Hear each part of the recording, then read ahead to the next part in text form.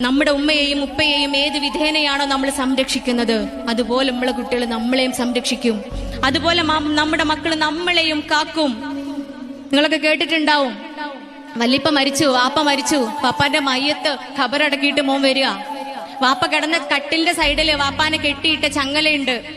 പ്രായാധിക്യം കാരണം മനസ്സിന്, ശരീരത്തിന് മാത്രമല്ല ഡീജനറേഷൻ സംഭവിക്കുക, മനസ്സിനും ഡീജനറേഷൻ സംഭവിക്കും. അത് കാരണം ഒരു പക്ഷെ ഇറങ്ങി ഓടിയേക്കാം. ഇറങ്ങി പോവാതിരിക്കാൻ ചങ്ങല കൊണ്ട് വാപ്പാനെ കട്ടിലിന്റെ കാലിൽ കെട്ടിയിടുമായിരുന്നു മകൻ. വാപ്പ മരിച്ചു. വാപ്പ മരണപ്പെട്ട് കഴിഞ്ഞപ്പോ ചങ്ങല ഊരി കളയാൻ ഒരുങ്ങുമ്പോ പേരക്കുട്ടി വാപ്പാനോട് പറയുന്നുണ്ട്, ഉപ്പ ചങ്ങല എടുത്ത് കളയണ്ടാട്ടോ, നിങ്ങൾക്ക് വയസ്സാവുമ്പോ, നിങ്ങൾക്ക് പ്രായമാവുമ്പോ നിങ്ങളെ കെട്ടിയിടാനും ഞങ്ങൾക്ക് ആ ചങ്ങല ഉപയോഗിക്കാമെന്ന്. കാലം തന്നെയാണ് സത്യം, അത് പുൽകുക തന്നെ ചെയ്യും. അതുകൊണ്ട് എവിടെയൊക്കെ എത്തിയാലും, ഏത് രാജ്യത്തിന്റെ വിജയം തേടി മക്കൾ പറന്നാലും, ആ പട്ടത്തിന്റെ ഒരറ്റം, ആ നൂലിന്റെ അറ്റം നമ്മുടെ കൈകളിൽ ഭദ്രമാവേണ്ടതുണ്ട്. അതിന് സ്നേഹമൊഴുകുന്ന വീടായി മാറേണ്ടതുണ്ട്. അവിടെ ശാരീരിക അടുപ്പവും മാനസിക അടുപ്പവും ആത്മീയ അടുപ്പവും പരസ്പരം ബന്ധങ്ങൾക്കുള്ളിൽ കാത്തു സൂക്ഷിക്കേണ്ടതുണ്ട്.